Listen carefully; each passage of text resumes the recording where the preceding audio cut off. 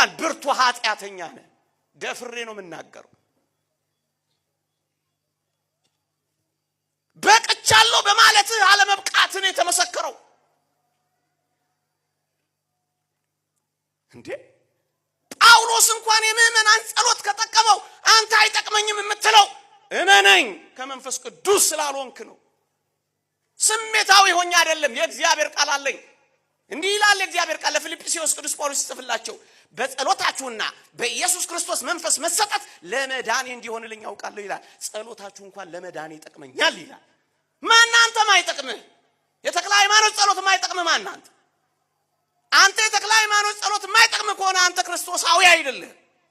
የምእመናን ጸሎት ይጠቅመኛል እንዴ! አስፈልገኝ ማለት እንኳን እንዴት ያሳፍራል! እንዴት ያሳፍራል! ከዚህ የበለጠ ውርደት አለ? እንኳን እኛ ደካሞች ለቅዱስ ገብርኤል እንኳን ቅዱስ ሚካኤል አስፈልጎታል። ደግሞአለሁ፣ ለቅዱስ ገብርኤል እንኳን ቅዱስ ሚካኤል አስፈልጎታል። የፋርስ አለቃ ሰይጣንን ነው የፋርስ አለቃ የሚለው።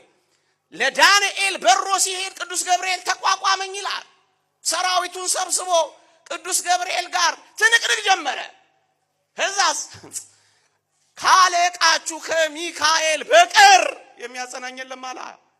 ለቅዱስ ገብርኤል እንኳን ቅዱስ ሚካኤል አስፈልጎታል። ማን አንተ ሚካኤል አስፈልገኝም የምትል?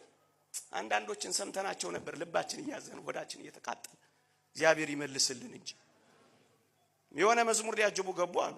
ሰምቼ ነው እኔ አልነበርኩም። የት ነበርክ እንዳትሉ። ሲንጊዝ ነሰሰርሊ ቢሊቪንግ የሚለው የ11ኛ ክፍል ቴክስቱ ወቅት ነው። የግድ መኖር የለብኝም ለማመን ነው። አላነበባችሁትም? ማየት የግድ ማመን ነው የሚል ሳይንስ ነው። መከራ ያበለ ደግሞ ተውት አሏችሁ። እኔ እንዲሁ ዝም ብዬ ለሰበር ነው ማወራው። ደግሞ መከራ እንዳታበሉኝ ሳይንስ አስተውን ብላችሁ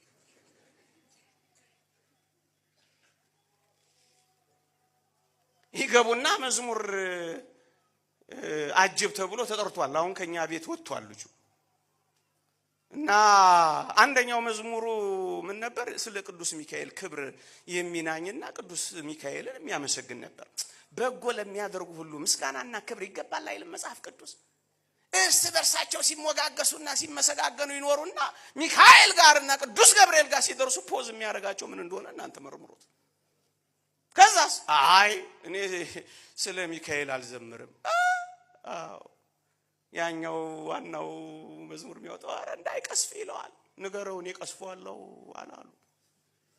እንድትስቁ አይደለም እንድታዝኑ እኮ ነው የነገርኳችሁ። ፈገግ ለማሰኘት ኮሜዲ አጥቼ መሰላችሁ? አይደለም፣ ሐዘን ነው ይሄ። አንተ ትቀስፈዋለህ። ለዚህ ድፍረት እንዴት ያሳፍ! ይሄ እኮ ህመም ነው፣ የምድራችን ህመም እኮ ነው። አያስፈልጉኝም። ሚካኤል ያዘለት ገብርኤል በረረ። በኋላ አሳያችኋለሁ። እንደሱ ነው የሚለው ትንቢተ ዳንኤል ምዕራፍ 10ን አንብቡት። ቅዱስ ገብርኤል ካስፈለገ እንደውም ሊቁ ቅዱስ ዮሐንስ አፈወርቅ ስለ ክህነት አንስቶ ምን እንደሚል ታውቃላችሁ? እነ ዳታንና እነ አቤሮን እኮ ይላል የማይገባቸውን ክህነት ተመኝተው እኮ ነው ምድር ተሰንጥቃ ያወጣቻቸው ይላል። በዚህ ዘመን ክህነት አያስፈልግም የሚሉት ከዳታንና ከአቤሮን የባሱ ናቸው። እነዛ ተመኝተው ነው፣ እነዚህ ደግሞ ጭራሽ አያስፈልግም ብለው ነው ይላል። እንዴት ያለ ሞት ነው ይላል። መልአክን አያስፈልገኝም ማለት እንዴት ያለ ሞት! እዩ፣ በጣም የሚደንቃችሁን ቃል ልንገራችሁ። ዙሪያዋን እስከኮተኮተላት ፋንድያ እስካፈስላት አይደል ያለው? ዙሪያዋን ሊሰፍር የሚችል ማን ነው ካላችሁኝ፣ እግዚአብሔርን በሚፈሩ ሰዎች ዙሪያ ደግሞ አለው። ዛሬ ምናልባት መስባክ ላይ ተብሎ ይሆናል። እግዚአብሔርን በሚፈሩ ሰዎች ዙሪያ የእግዚአብሔር መልአክ ምን ይላል? በዙሪያችን ይሰፍራል። አየ፣ ዙሪያዋን እስከኮተኮተላት የሚለው ቃል እንኳን ይሄን አይጠቁምም ወገኖቼ። የእግዚአብሔር መልአክ በሞቴችን ቃል ስሙ። የእግዚአብሔር መልአክ እግዚአብሔርን በሚፈሩ ሰዎች ዙሪያ ይሰፍራል። ስንት መልአክ? የእግዚአብሔር መልአክ እኮ ነው የሚለው። የእግዚአብሔር መልአክ አይደለም የሚለው። የእግዚአብሔር ምን? ስንት መልአክ? አንድ መልአኩ አንድ ነው። ከዛስ እግዚአብሔርን በሚፈሩ ሰዎች ዙሪያ አንዱ መልአክ ይበቃናል ለኛ።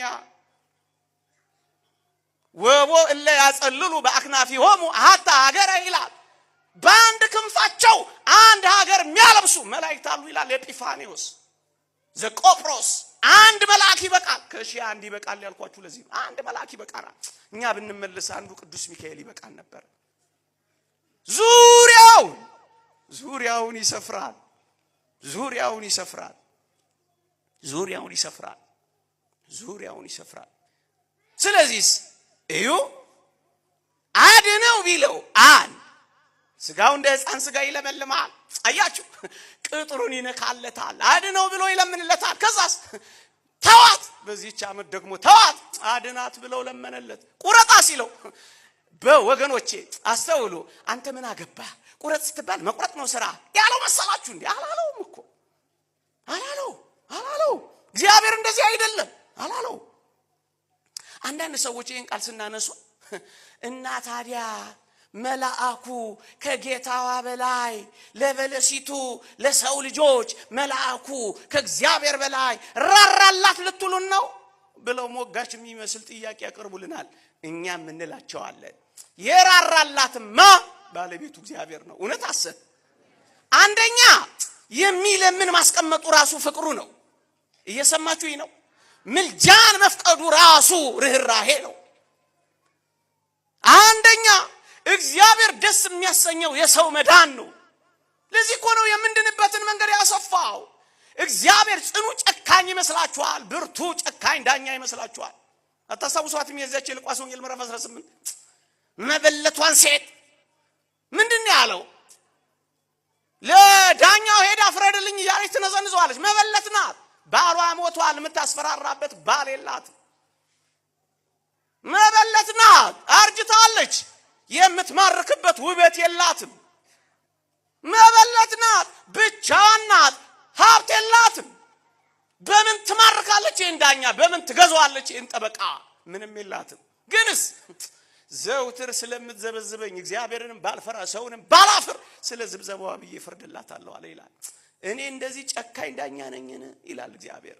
ሀብት ባይኖርህ፣ ንብረት ባይኖርህ፣ ደምግባት ባይኖርህ፣ የምታስፈራራበት ነገር እንኳን ባይኖርህ እግዚአብሔር ሩሩህ ዳኛችን ነው፣ ይፈርድልናል። መዳናችንን ነው የሚያሰፋልን እኮ። ይወደናላ፣ ስለኛ ሞቷላ። ከኃጢአት በቀር ዘንበለ ኃጢአት በኃጢታ ለብቻዋ ከኃጢአት በቀር የቀመስነውን ሁሉ ቀምሷላ።